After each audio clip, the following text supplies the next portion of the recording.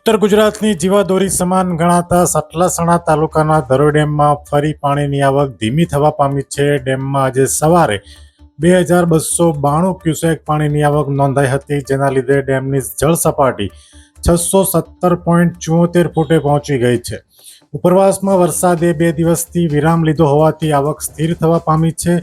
Dam હાલ 83.89% પાણી સાથે ઉપલબ્ધ છે. તંત્ર દ્વારા આ વર્ષે 618 ફૂટનું રૂલ લેવલ નક્કી કરવામાં આવ્યું છે. હવે તેમાં 0.26 ફૂટ જ બાકી છે, જ્યારે ડેમની મૂળ ભયજનક સપાટી 622 ફૂટ છે.